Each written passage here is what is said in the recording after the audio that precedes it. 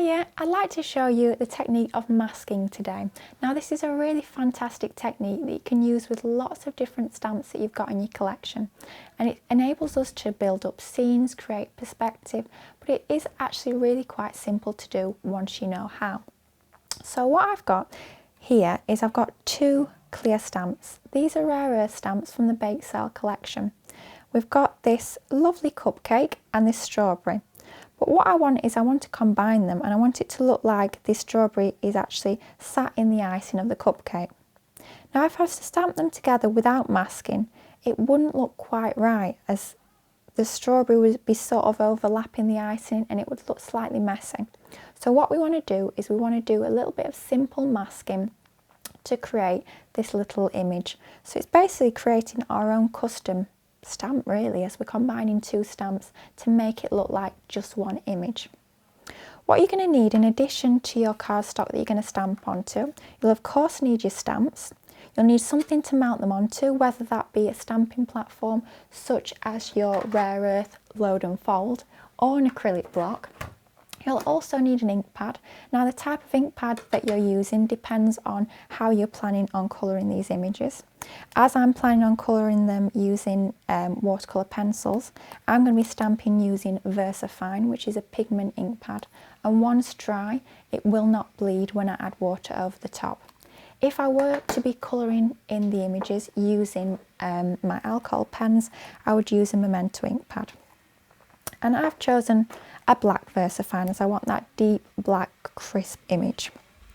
Now the golden rule of masking to always remember is whatever we want in the foreground, so that's most furthest forward, is what we're going to stamp first and is going to be what we create a mask for.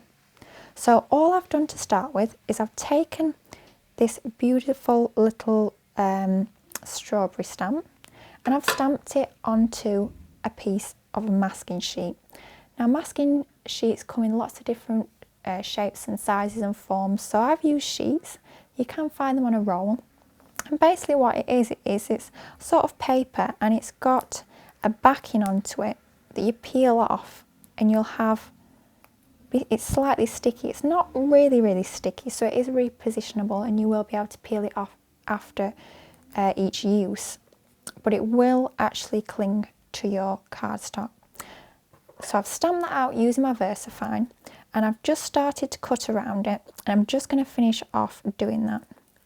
Don't forget with Rare Earth stamps, if you are looking at this and thinking it might be a bit difficult for me to cut that out, don't worry, you can use your Rare Earth stamps with your Brother Scan and Cut. So I could have actually scanned this into my Scan and Cut and got the Scan and Cut to cut it out for me, which is fantastic if you're not into fussy cutting like I am. So just trimming around there. Make sure you trim as close to the inside of the line as you possibly can, and don't leave a border at all.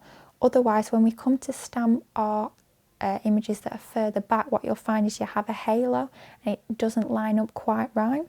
So keep in as close as you can with no white borders and just trim that out. And as you can see, we've got our mask there. In a minute I will be peeling the backing off, but not just yet. What we need to do now is we need to take this strawberry stamp again and our cardstock that we're going to be working onto.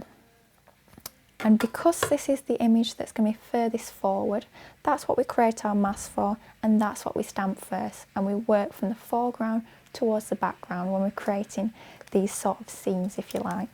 Now masking works fantastic if you've got scene stamps, but I wanted to show you with this little technique that it's not just about trees and foliage and lakes and scenes when you're masking. You can use it for things like cupcakes and putting strawberries in icing. Completely up to you how you use masking, but it is a fantastic technique and I'd love to see you have a go at it too, because it's really exciting. So I'm taking my ink pad, VersaFine Pigment Black ink pack. I'm taking it to my stamp that's mounted on an acrylic block. I'm just lightly tapping all over the image just to ink it up. Now I'm just going to position my cupcake in the centre just to know roughly where I'm going. So I know I want my strawberry about there, and then I'm just going to whip away that cupcake and I'm just going to stamp out my strawberry. So just firm, even pressure all over that stamp. Don't forget you can be using a load and fold if you do find it easier. A lot of people do, and that's absolutely fine. The choice is completely up to you, whatever you're most comfortable with when you're stamping.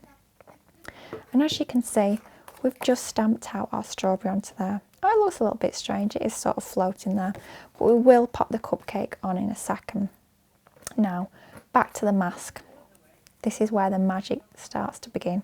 Masking is a really, really exciting technique, and it doesn't matter how many times I use mask, every time you pull away the mask and it's exciting. You've created almost your own custom stamps and you've built up scenes, and it's just absolutely fantastic. It's great fun. So I'm just going to position my mask over the top of my stamped image. So just covering it, and make sure it is lined up as best as you can get it onto there like so, and just press it down so that none of the edges are curling and it's firmly adhered down. So all I'm going to do now is I'm going to take my cupcake stamp, and I'm actually going to use my load and fold for this point of stamping, as it's a slightly larger stamp and we want to get a really crisp impression.